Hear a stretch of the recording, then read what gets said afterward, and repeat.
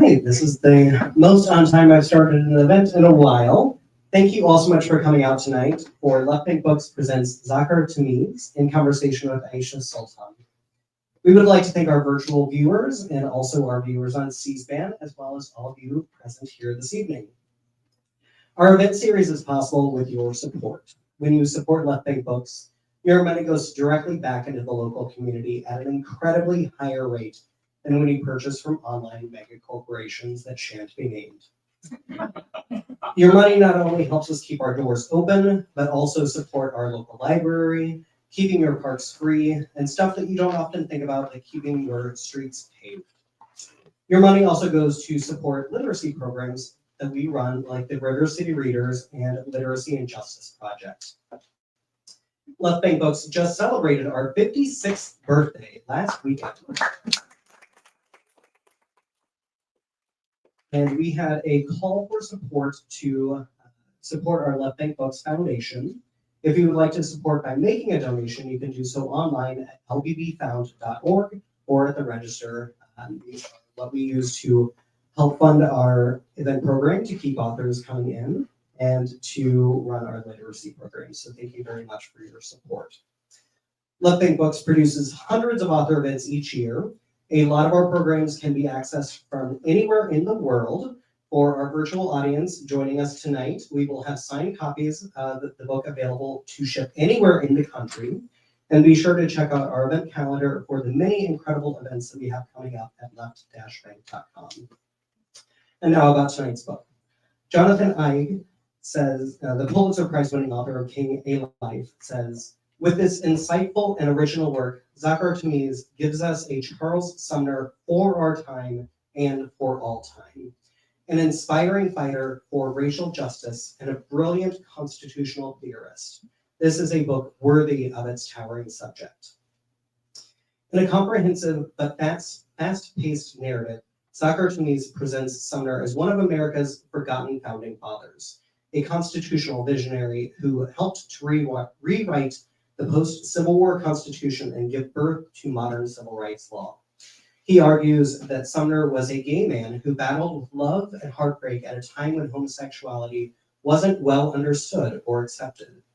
And he explores Sumner's critical partnerships with the nation's first generation of Black lawyers and civil rights leaders whose legal contributions to Reconstruction have been overlooked for far too long. Jeffrey Rosen, the president and CEO of the National Constitution Center, says, Zaakir Tameez's magnificent and definitive biography of Charles Sumner restores him to his rightful place at the center of America's second founding. A towering achievement that will change our understanding of the shining promise and brutal backlash inspired by Sumner's vision of an America founded on what he called equal rights for all. Tonight, we are joined with our incredible conversation partner, Aisha Sultan. Aisha is a nationally syndicated columnist, award-winning filmmaker, and features writer. Her work has run in more than 100 publications. She has won several national honors recognizing her work and her documentary storytelling. Her work explores social change with an emphasis on education, families, and inequality. Her project focuses on the social contributions of trailblazing Muslim American women in the Midwest. She is a staff writer and columnist at the St. Louis Post-Dispatch. And our guest of honor this evening is Zaakir Tameez, a scholar of antitrust and constitutional law, a graduate of Yale Law School and the University of Virginia. He has published award-winning scholarship and co-authored amicus briefs before the Texas and United States Supreme Courts. He is a Fulbright Scholar and Humanity in Action Senior Fellow from Houston, Texas. On behalf of Left Bank Books, would you all please help me in welcoming our incredible guests this evening? Zaakir, I'm thrilled to be in conversation with you about this book, which I found not just compellingly written, but also teaching me parts of American history that I did not know and had not been taught before. And so first, I want to start with a few personal questions. What prompted you? What was the provoking incident that made you want to explore the biography of this senator who's not that well known? Well, thank you very much, Aisha, for joining me in this conversation. Thank you to Left Bank Books for inviting me. Happy birthday to Left Bank Books. And thanks to all of you for coming tonight. St. Louis is close to my heart because my grandmother moved to St. Louis, Missouri in the 1960s from India and raised my mom and her siblings here. And so I'm very grateful to be here with all of you today. And thanks especially to C-SPAN and to the viewers online for joining here as well. My grandmother is a huge fan of Book TV, and so I feel very honored to be able to be on our program. So why did I write this book, this very long book, while in law school? I never planned to write a book. It started as a paper.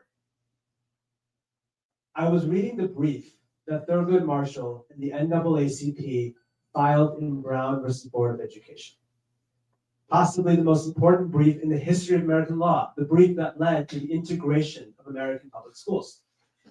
And as I was reading that brief, I stumbled on the name of Charles Sumner, who is cited more than 40 times in the document. And I'm shocked by this. I knew about Sumner, learned about him in U.S. history, as a U.S. senator, leading politician during the Civil War, as a man who was brutally caned on the Senate floor in 1856. I did not know that more than 100 years before Brown, Charles Sumner collaborated with a young African-American lawyer named Robert Morris, and together they tried to integrate the schools of Boston in 1849. And their arguments, point by point, were used by the NAACP and Brown. And I thought, my God, this is such an important story. It's been neglected, and I felt like someone has to put this together. I talked to a few friends. I remember sitting outside my professor's office hours, telling a friend that someone needs to write a new book. And my friend said, you should write the book. And I said, no, a grown-up needs to write the book. And he was like, no, you should consider it and talk to your professor. And I did, and thanks to my professor, Keil Wiedemar, he encouraged me on this project, and here we are today. So law school is known to be very demanding. And how were you able to balance the work that you were doing as a student with producing this meticulously researched, doing original research for this biography? Well, first, I'm very grateful to my law professors.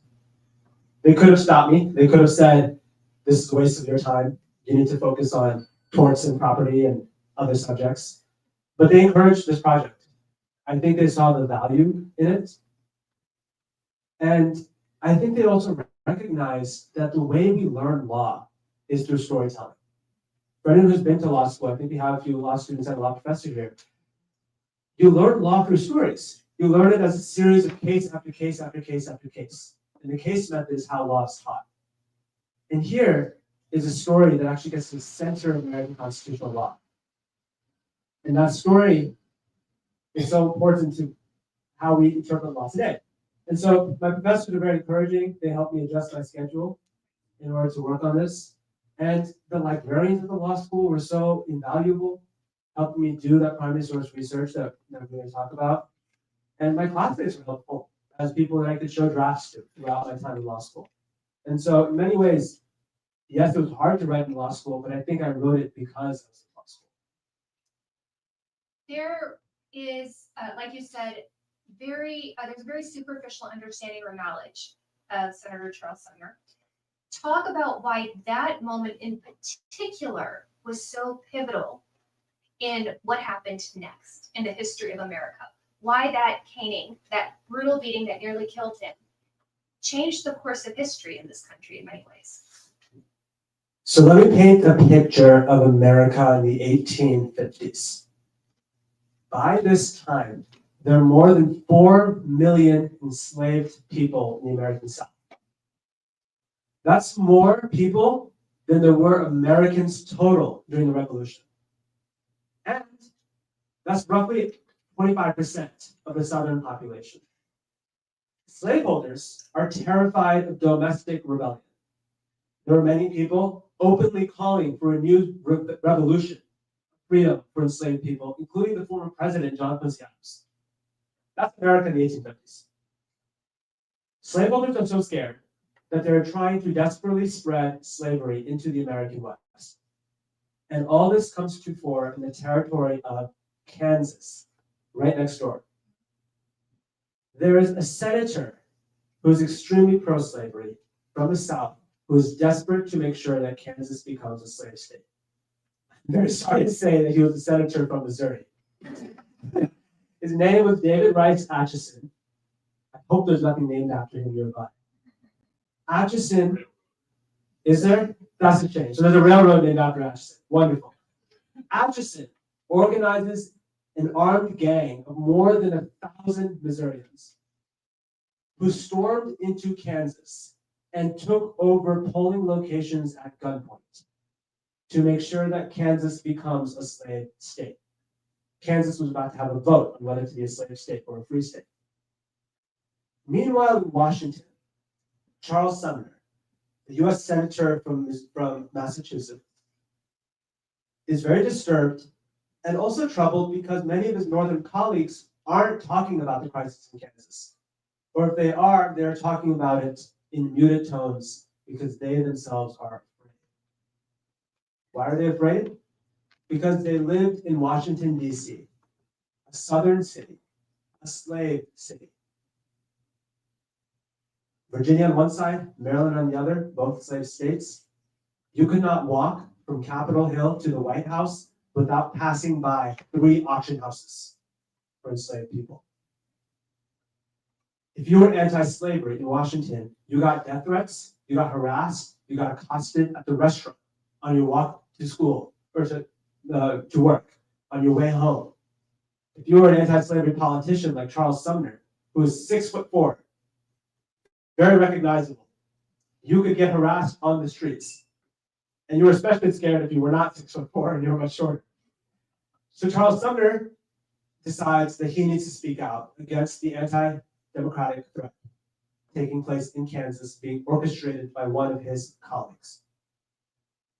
And he delivers a speech called The Crime Against Kansas. A speech that many of us learned in high school, often considered one of the most consequential speeches of American history. In this speech, Sumner describes the crisis in Kansas as the, quote, rape of virgin territory. And then he starts to single out pro-slavery, anti-democratic politicians. He characterizes David Rice Atchison as a Roman traitor who in the Roman history had been hung for treason and who was a rapist. He characterizes President Franklin Pierce as a Roman dictator who was also probably a rapist. And then he singles out Senator Andrew Pickens Butler of South Carolina. And he says that Butler has a mistress, ugly in the sight of the world, but beautiful in his own eyes. The harlot, slavery. Butler, according to research that was produced through this book project, had an enslaved mistress and sired 2 children by her. And Sumner is telling the world about Butler's activities on his plantation in Edgefield County, South Carolina. Obviously, this doesn't go over well in Washington, D.C., and a lot of politicians are furious with him. Butler was worse, recovering from a stroke when Sumner insults him on the Senate floor. And Butler had a nephew named Preston Brooks, a congressman from South Carolina, a rambunctious congressman who had been kicked out of college for getting into a duel, who had been saying on the House floor that Southern politicians aren't violent enough and need to show more aggression towards the North. Brooks decides that he's going to beat Sumner and teach him a lesson, so to speak. He gets a cane, a gold-tipped gutta percha walking cane, approaches Sumner on the Senate floor during a recess, while one of his buddies, Lawrence Keith, another congressman, holds a cane and possibly a pistol to hold anybody back. He attacks Sumner from the front and starts to beat him over the head with the cane until the cane shatters into pieces. Sumner is so brutally injured that he had a cut nearly an inch deep into his skull above his left ear. And he is left on the Senate floor, bloody and unconscious. Possibly the most violent act in congressional history between 2 members of Congress. So the caning is this dramatic story of partisanship gone awry, of violence between politicians. And that's how it's often commonly presented in our textbooks.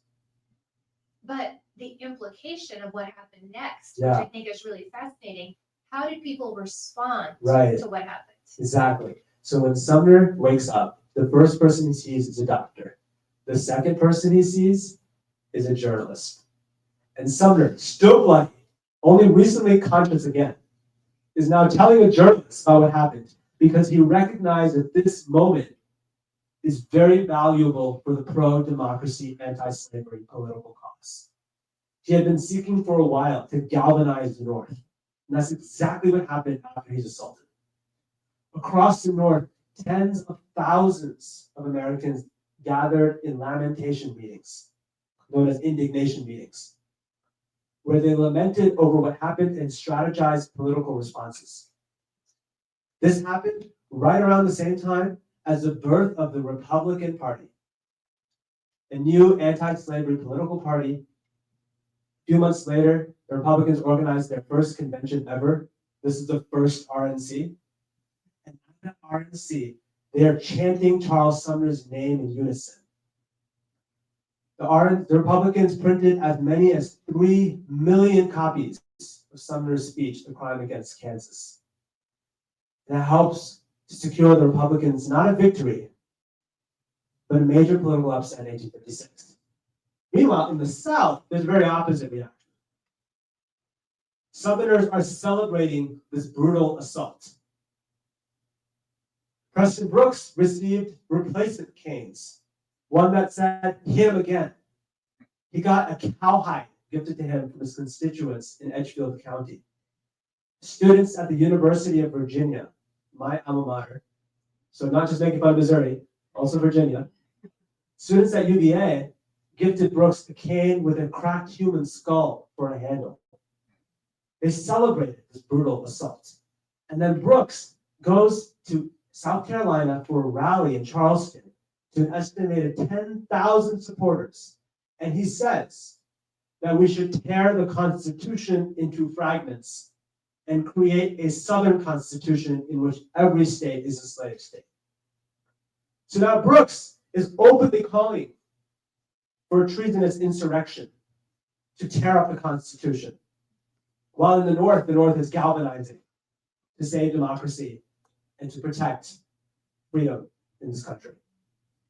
And all this comes to 4 years later in 1860, when the Republicans win their first election ever, electing Abraham Lincoln to the United States presidency.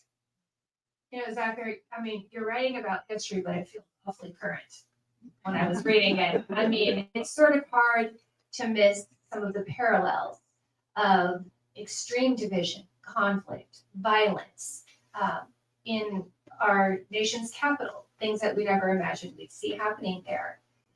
What do you think, if Charles Sumner was alive today, he would make of where our country is at right now? In some ways, you know, how far have we actually come from that moment? He would be, of course, very troubled, to say the least. And he would look for more courage from political leaders who do believe in America's enduring values.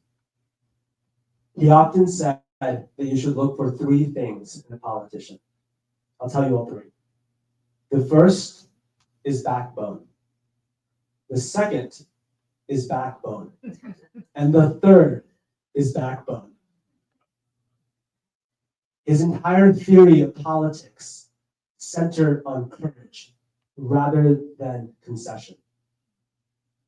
In his mind, politicians were often far too willing to compromise.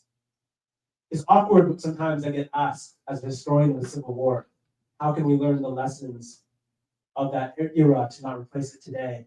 And people are looking for the answer that we should find common ground, that we should bring people together.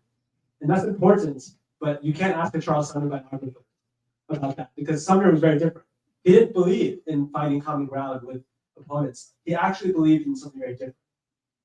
He said that the country was, quote, afflicted by compromise, as if compromise was a kind of disease in the heart. He said instead, there should be no compromise against human rights. And he said that there are few who can stand firm like the oak tree against the storm. So he would say that if there's a storm going on today, we need leaders who can stand firm like oak trees.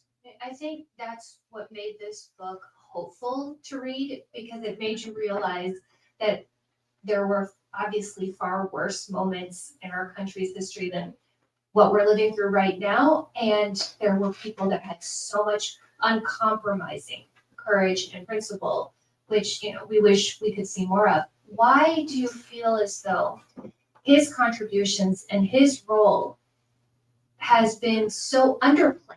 Why have it? Because he played an important role beyond justice. Speak a little bit to that. So let me fast forward towards the end of Sumner's life. Let's skip the succession crisis, skip the Civil War. Let's pass through the 13th Amendment, 14th Amendment, Emancipation Proclamation. Let's pass all that, not important. And let's go to the day that the 15th Amendment was ratified. This amendment that granted Black men the right to vote across America. More than 2 million African American men now have the right to vote. And there's a huge parade in Washington, D.C. And the parade reaches Charles Sumner's front yard on Lafayette Square in Washington, D.C.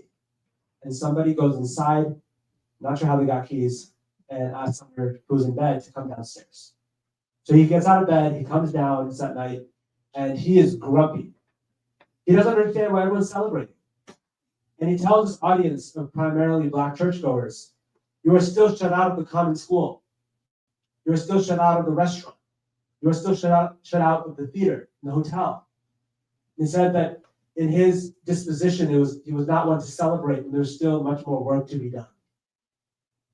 That was his attitude after the victories of the Civil War and at the early stage of Reconstruction.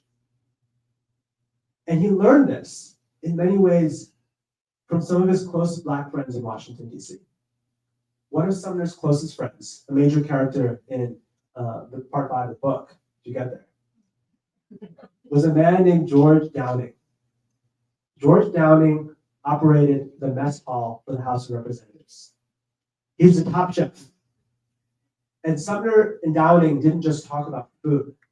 They talked politics. And Sumner would go to Downing to get political advice. And you have to understand how amazing this is.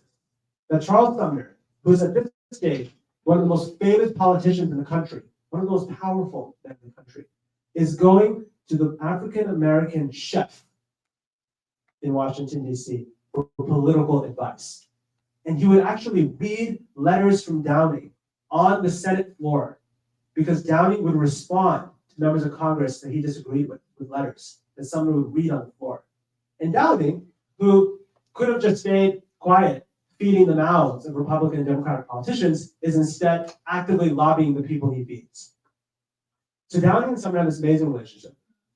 And in part thanks to Downing and other Black leaders, Sumner comes up with a bill called the Civil Rights Bill. He asked a Black law professor at Howard named John Mercer Langston to write the first draft. This is a bill to integrate America. It would have created a right of public accommodation for anyone, regardless of race, to enter into a hotel or a restaurant or a theater, and super damages if denied on discriminatory grounds. They struggled to get this bill passed. Even many anti-slavery Republicans who wanted to abolish slavery, who wanted to even give Black men the right to vote, were uncomfortable with the idea of their kids being in the same school as African American kids, will be on the same bus. And so the bill doesn't get traction. Ultimately, it does pass, but it's overturned by the Supreme Court a few years later in the civil rights cases of 1883. And then you have the rise of Jim Crow. And so for generations, white American historians at schools like Columbia and Harvard are justifying the Jim Crow era and are writing history in a way to discredit champions of racial justice, to discredit abolitionists, and to completely ignore Black leaders of that century. And so for many years, historians were denying Sumner's importance, were undermining Sumner's value, were criticizing Sumner left and right, and reduced him to the caning episode rather than as a champion of all these ideals that we now hopefully can embrace. That's fascinating. Was there anything that came up in your research that complicated the man? And I mean, there are a few things as I read the book, and speak to those a little bit that complicated your understanding of him. I'll speak to two, personal and political. So personal, he was very hard to work with. This is a very stern, dogmatic man who was 6'4" and who always thought he was right. He was also very aggressive if he thought you were wrong. A friend of his once said that Sumner uses words as boys use stones to break windows and knock down flower pots. His other best friend, Carl Schurz, who was also a senator from Missouri, Carl Schurz said that Sumner is not the kind of man that you could go up to, pat on the back, and say, "Hey, Charlie." He actually preferred to be called by his last name than his first. Almost nobody called him Charles. He went by Sumner. So he was difficult, he was hard to work with, he was a little bit arrogant. And then the second thing that complicates him is that he was never a champion of women's rights. The women's rights movement and the abolition movement worked hand in hand for many years. The 13th Amendment, abolishing slavery, was partly to the credit of Susan B. Anthony and Elizabeth Cady Stanton, two figures we associate with the suffrage movement. In 1864, they collaborated with Charles Sumner to organize a petition against slavery. This petition was primarily organized by women. They would actually send out petition rolls that have a column for men and a column for women. And they do competitions to see whether the men in the community or the women in the community would sign more of the petition. They called it the Mammoth Petition, and the National Women's Loyal League got 400,000 signatures, which at the time was the largest petition in the history of America. And the petition rolls were presented on the Senate floor by Sumner. They were carried out by two black men who plopped it on Sumner's desk, and everyone was shocked because they had literally never seen a petition so large before. It was organized by women. And these two women expected that after the Civil War, after emancipation, that men like Sumner would champion women's suffrage. He didn't. Instead, he first championed black suffrage. Now, when that happened, Stanton and Anthony, who worked so hard to abolish slavery, are then so upset that black men will get the right to vote before white women. They started to spew a lot of racial language, saying that Sambo and Young Tongue are going to get the vote before the next white woman. And so that made things very complicated for the women's rights movement and for the rights for African Americans. There were many reasons, valid ones, that Sumner was uncomfortable with the movement because of the racism associated with the women's rights movement by the late 1860s. And yet, there were others who did try to champion both, or even if who prioritized black suffrage, who did voice nominal support for women's suffrage. Sumner wasn't quite one of them. He said in private letters that the logic of women's rights makes perfect sense. He said that one day women should have the right to vote, but he never championed himself. Were there things about his personal life that you had to tread carefully on? We heard a little bit in the introduction. Can you talk about your research that suggests things that you really can't verify? And how do you go about making those types of conclusions? I think I know what you're asking. Yeah. You're asking, was Sumner gay, and how did I reach that conclusion? So first, I'm very careful with what I say in the book. There's two major caveats. The first, the term homosexuality did not enter the English lexicon until the 1870s. So when Sumner was growing up, born in 1811, the concept of homosexuality did not exist because that language was only coined by Sigmund Freud decades and decades later. When Sumner was growing up, there was no sense of you having an immutable identity. You're gay, you're bi, you're straight.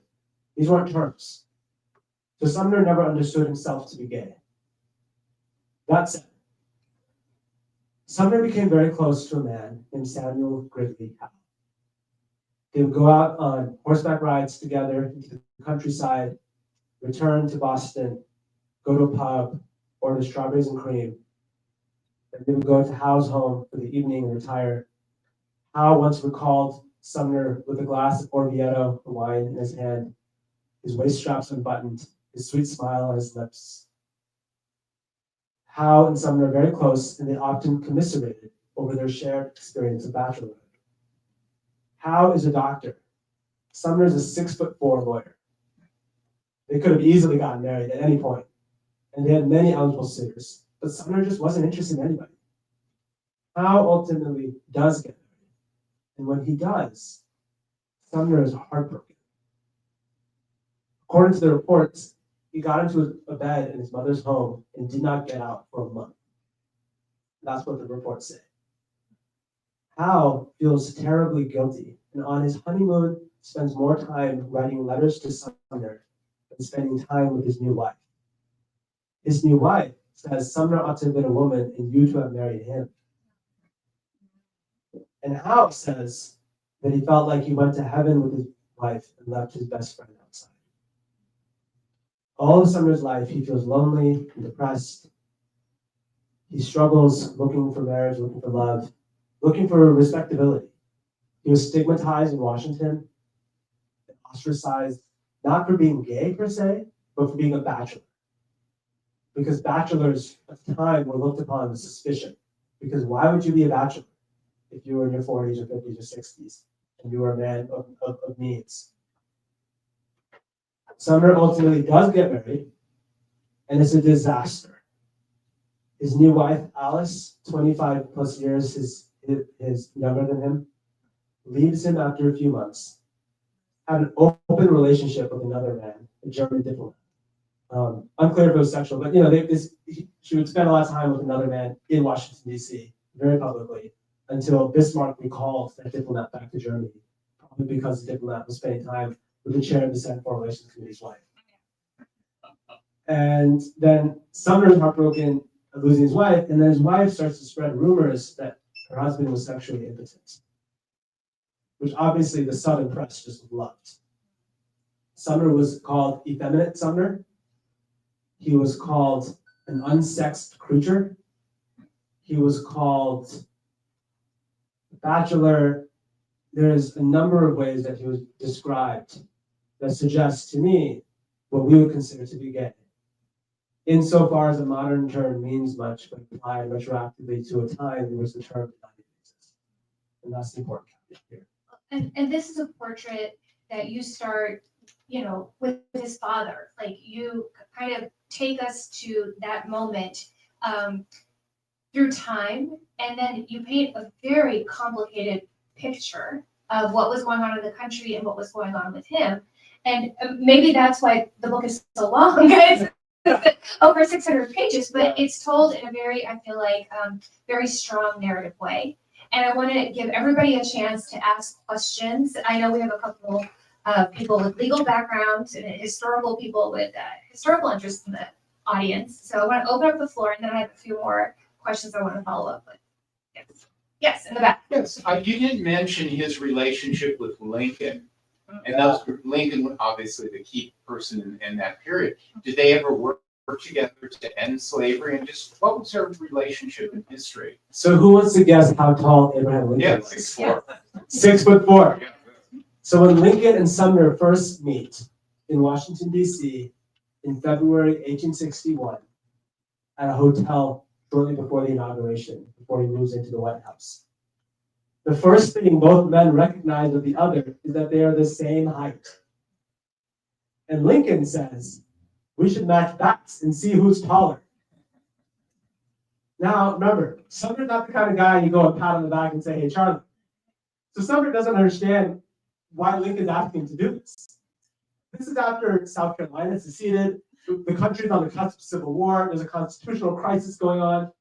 Sumner's been in politics for 10 years. Abraham Lincoln's a guy from the Midwest who just showed up, so to speak. Sumner speaks 6 languages and traveled all over Europe, knew multiple heads of state. Lincoln had never left the United States, didn't even go to school. And so Sumner responds aghast at the man who's now supposed to lead the Union in this great battle over the history of America. And he says, Mr. President, we should not be matching our backs. We need to be presenting a united front. So Lincoln, of course, finds this whole thing hilarious. And after Sumner leaves, Lincoln tells another guest, Sumner, I didn't grow up with many bishops down where we live. But Sumner reminds me of a bishop. He's a good piece of man. And in many ways, that's the role that Sumner plays throughout the Civil War, as Abraham Lincoln's bishop, as his moral voice. When Fort Sumter is bombed, only a month or two later, Sumner rushes to the White House and tells Lincoln that this news, which was obviously very anxiety-provoking to Lincoln, was fantastic. And he tells Lincoln that now he can use his war powers to emancipate slaves in the South, because now there's officially a state of war. That's the theory behind the Emancipation Proclamation. Lincoln doesn't agree, but for the next few months they would argue about it constantly. There are reports that they would sometimes argue until midnight, which suggests that Lincoln found value in what someone was saying, even if he didn't agree. So for those who don't know, over the first 2 years, Lincoln insisted that the war was not about slavery and not about freedom. But his own thinking evolved over time as he recognized that if Southern slaves were freed, they would run in droves to the Union Army and sign up to fight. And that's exactly what happens. When Lincoln does sign the Emancipation Proclamation, he openly invites formerly enslaved people to join the Union Army. Sumner said that he wished to see 100,000 Negroes with muskets in their hands. And that's what happens. When Lincoln signs the Emancipation Proclamation, he first asked Sumner to help him draft it, and Sumner revised the final sentence. And then he gives Sumner the pen that he used to sign the document. And then, a year later, shortly after his inauguration, Abraham Lincoln was shot at the Ford's Theater. Sumner finds out, and he rushes to the White House. He discovers Lincoln is not there, but Lincoln's son, Robert Todd, is there. And then Robert Todd Lincoln learns about the shooting from Sumner, perhaps from someone else who's right there, and they get in a carriage together, and they go to Ford's Theater. They cross the street to the house where Lincoln was now on a sickbed. Sumner barges into the room, grabs Lincoln's hand, starts crying, and holds his hand all night long until 7 in the morning, when Lincoln starts to gasp his final breaths. Robert Todd Lincoln's hand is on Sumner's shoulder. Mary Lincoln, Lincoln's wife, is next to Robert Todd, and Sumner is holding Lincoln's hand. And then when he dies, Sumner gets up, he leaves. He may have been the first to walk out because there was a crowd outside that asked him if the president still lived, and he shook his head to say no. And then he goes back home. He slumps over his breakfast table. He's been up all night. And there's a constant flow of visitors to his house because nobody knew who had been killed and who had survived. Lincoln was there's Lincoln and Secretary of State Seward both had been assassinated. Seward survived, Lincoln did not. And one person came to Sumner while he slumped over his breakfast table, was excited to see Sumner still alive and is safe, but then asked him, what are we going to do? Is this how going to start this war again? And Sumner responds, our leaders are gone, but the Republic remains. Yes. So I really liked the book. I thought it was very well written. One of these stories I was not familiar with was the Santo Domingo study. And I wonder if you could talk a little bit about that. President Grant wanted to annex Santo Domingo. Frederick Douglass supported Grant, but Sumner went against them. And in the introduction, I was very struck by your comparison between Sumner and Martin Luther King Jr. I would have assumed that Frederick Douglass would be the precursor to Martin Luther King Jr. But in your telling, Douglass sort of fades into the background, as does Grant. So can you just talk a little bit about sort of your take on that debate and those major characters? So first, a little bit about Martin Luther King. So Martin Luther King, we all know, he's an incredible civil rights leader. Towards the end of his life, Martin Luther King decided to oppose America's war in Vietnam. And when he did so, he broke from many of his own civil rights activist community, because many civil rights leaders were afraid if they break on Vietnam against LBJ, how are they going to pass more civil rights legislation? So whereas other civil rights leaders continued to support the Vietnam War or stayed silent, King decided that there was no way that he could not speak out over this great calamity in Vietnam.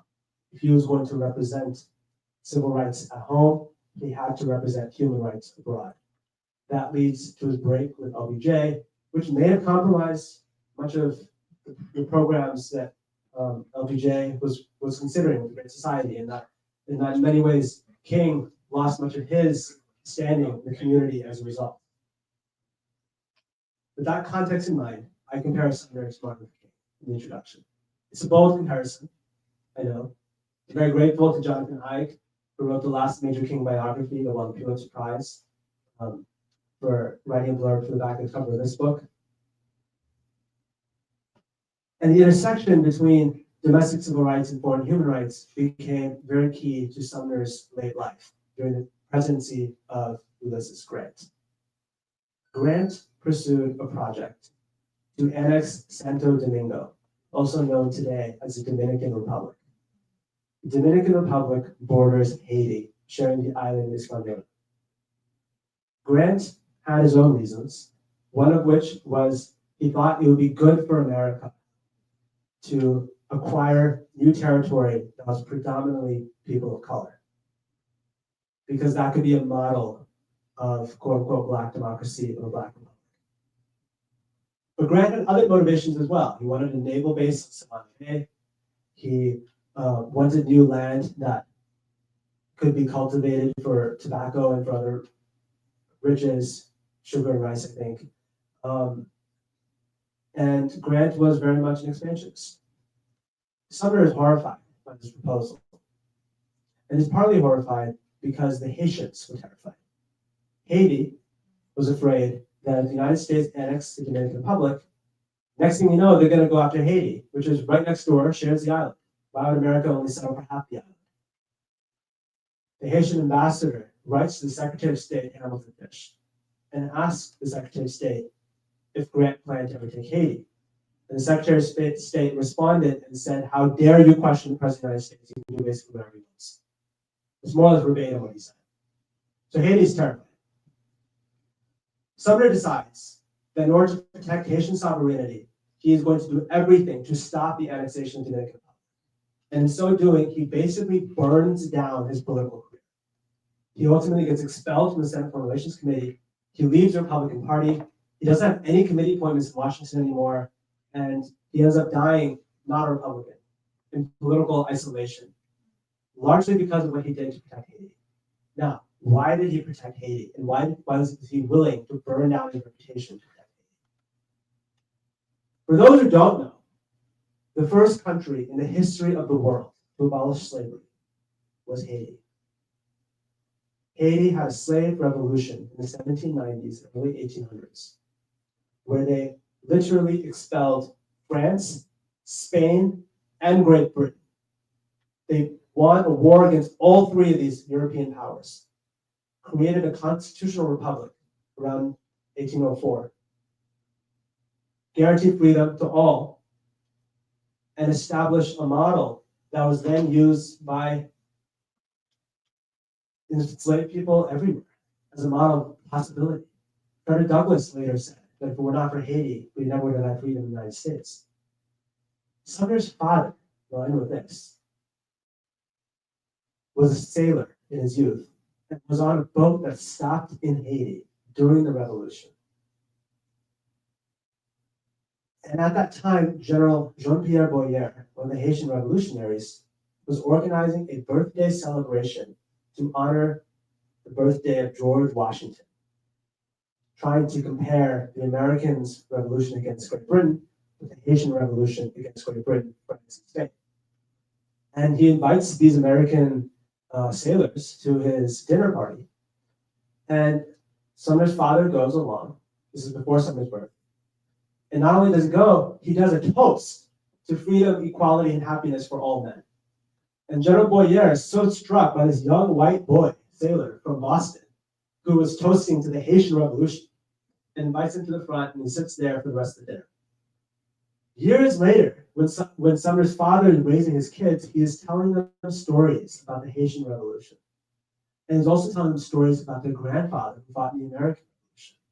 And so Sumner recognized a similarity between what the Americans had fought for and what the Haitians had fought for. And decades later, he is writing to friends saying that from childhood he has had this affection for Haiti, and he will do whatever he can. And sure enough, the Dominican Republic is not annexed. Haiti remains independent.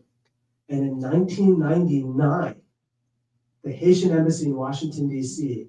organizes a commemoration called Charles Sumner and the Diplomatic Recognition of Haiti. Because Sumner helped secure diplomatic recognition of Haiti as well. And there's a painting that they commissioned, the embassy, of Charles Sumner Avenue, which is one of the main boulevards in Port-au-Prince, the capital.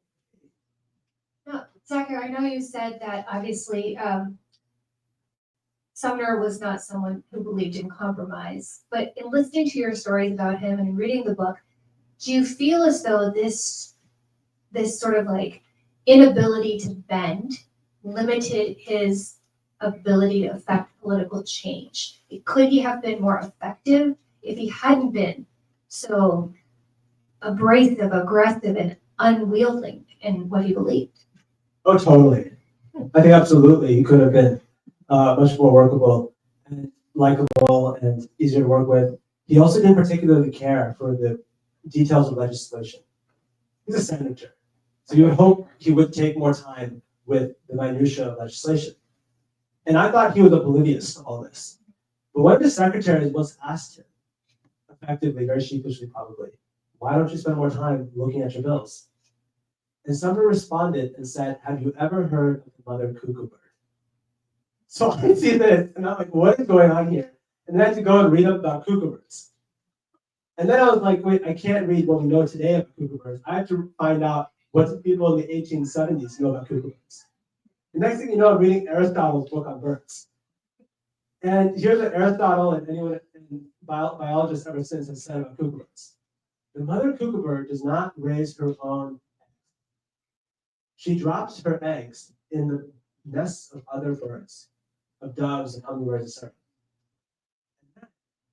If the dove does not raise the cuckoo bird egg as her own, the mother cuckoo bird will come back and attack. The cuckoo bird forces other birds to do the hard work of raising her own of their eggs. So someone explains this to his secretary and then says the cuckoo bird is the smartest of all the birds. Because in his mind, the way he could be the most effective was to plant ideas in the minds of other politicians, to be the big theory guy, and then to go in and relentlessly attack anyone who didn't pursue those ideas to completion. And that was his approach to politics. When you were in the process of writing this book, what was the main question that you wanted to answer for yourself about this man? What were the questions that were driving you to keep digging into him? I was really interested in Sumner as a lawyer and as a legal thinker, coming in as a law student myself at the time. And I found his own fascination with the American founding to be really interesting. Sumner came from an abolitionist community in Boston. One of the most prominent abolitionists in Boston was a man named William Lloyd Garrison. Garrison, very famously, on the 4th of July, on a stage with Sojourner Truth and Henry David Thoreau, took a copy of the US Constitution and lit it on fire. And he said the Constitution is a covenant with death and an agreement with hell, because the Constitution protected slavery in the South. Sumner comes along and he insists that the founders were morally pure. For example, George Washington, a slaveholder, brutal slaveholder, emancipated all of his slaves in his will. And Sumner said that even though Washington was a slaveholder on earth, he went to God as an abolitionist. Thomas Jefferson, another brutal slaveholder, penned the words, all men are created equal, in the Declaration of Independence. And so Sumner said that Jefferson was temporally a slaveholder, but had achieved immortality as an abolitionist. And he could go on about Madison, Monroe, and many other founding fathers. And I wondered, did he really believe all of this? I looked at as many of his letters as I could. He had more than 30,000 letters. And wherever you look, whenever he talks with the founders, in both private letters and in public, he had nothing but praise for them. He had this deep belief in America, deep belief in the American founding project. And he saw himself as trying to achieve its highest aspirations. Come the Civil War, he plays a key role in amending the Constitution with the 13th Amendment, 14th and 15th. He helps to give what Lincoln described as America's new birth of freedom. He helps to purify the Constitution of whatever stains it had, thinking that this was what the founders really would have wanted. And according to his friend, Carl Schurz of Missouri, Sumner was seeking to revolutionize the Constitution in its own name. And that's how he understood his project. His goal was to fulfill the founders' dreams. Any more questions? Audience? So on that point, I thought the book did a good job of showing how the Republican Party sort of moved away from Reconstruction. Yeah. And I think you explained why the Supreme Court, in cases like the Slaughterhouse cases, Crookshank, the civil rights cases, really kneecaps some of these major reforms. And you explain sort of how that happened. The party sort of gets back to, let's just get the South back into the Union and let's tap the brakes on civil rights. Is that an accurate? Yeah, I think that's quite accurate. I'll tell one anecdote related to that. Come the early 1870s, Sumner is pushing for the Civil Rights Bill for integration. The Civil Rights Bill, frankly, in most historiography of this era, is given very short shrift, very little attention. Even the last major biography of Charles Sumner, from 1960-1970, barely touches on the Civil Rights Bill. But to Sumner and to African American political leaders, this bill is the cornerstone of Reconstruction. This is the bill that needs to be passed for slavery to be fully abolished. The bill that would lead to integration. The bill that would lead to blacks and whites going to the same schools. Because Sumner had said that if they're not going to school together, how will they learn to build a democracy together? Meanwhile, in Washington, D.C., Republicans are not particularly favorable to this bill. President Grant, who in recent treatments has been considered a guy who, for example, Grant did appoint more black office holders than any president before. But Grant never supported the Civil Rights Bill, at least not with any force. When some black activists, including Frederick Douglass, came and visited him, Grant equivocated and said he wasn't sure if the bill was constitutional. Why did he say that? Around the same time, Alexander Stephens, the former vice president of the Confederacy from Georgia, is granted amnesty, runs for Congress, and wins. And he comes to Washington. This is the guy who organized a rebellion that led to the death of 600,000 Americans. The guy who said that the cornerstone of the Confederacy was the protection of slavery. Stephens tells people at parties in Washington, D.C., that now he is morally reformed. That now he knows that slavery was bad, wrong, that he shouldn't have rebelled. And he tells General Tecumseh Sherman at a party that he is going to support civil rights even more than Charles Sumner. Now, many people thought this was crazy, but Frederick Douglass thought, oh, what the hell, maybe, and actually went and visited Alexander Stephens. And Stephens tells Douglass that he is considering Sumner's bill, and he will give a speech on it very shortly. And he gives a speech, and he acclaims the bill. He says it's wonderful. He says that it's important to have this bill. The only problem is that it violates the time-old principle of American law, state rights. So obviously, this is a cunning move. He doesn't want the bill to pass. He doesn't want the bill to pass at the state level either. But he's effectively telling the white North, let us in the South take care of this on our own. We'll pass state legislation related to civil rights. And this is convenient for Republicans who don't like Stephens very much, but who capitalize on this argument. And many Republicans start to say the same thing, that the bill violates state rights. Sumner is furious by this. He says there can be no state rights against human rights. He thinks that the state rights doctrine, which got renewed attention in constitutional law in the late 1870s was a total abrogation from what everyone had fought for in the 1860s.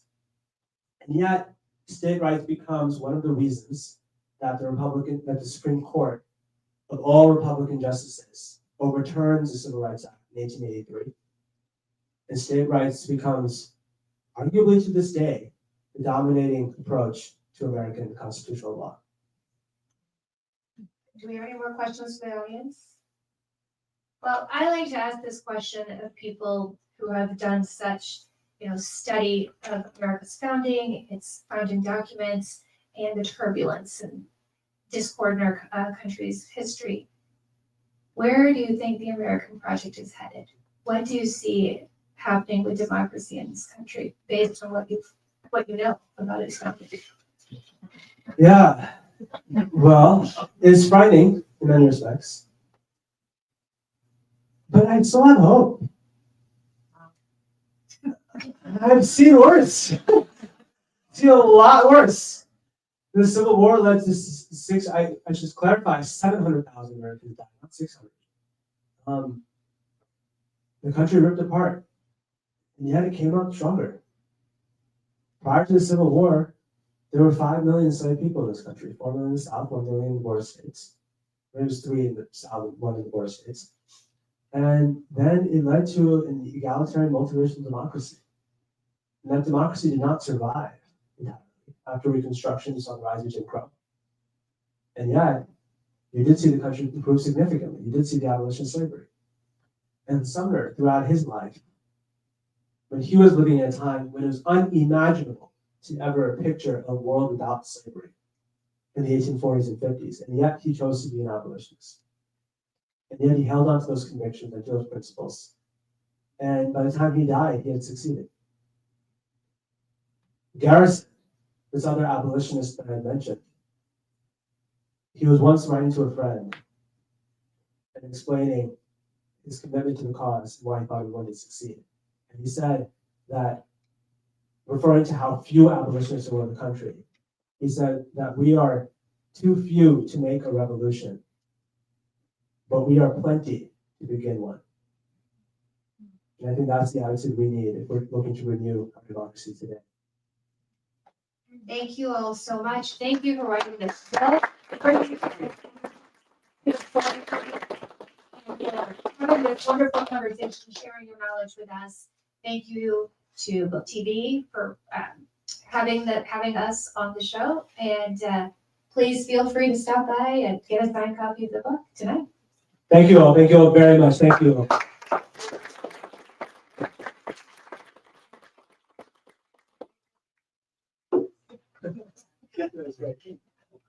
We will do the signing up here in just a moment. If you would like to buy a copy of the book, we do have them available for sale at the desk. And I want to thank you all so much for coming out tonight and for being here. Thank you so much. Thank you. Thank you.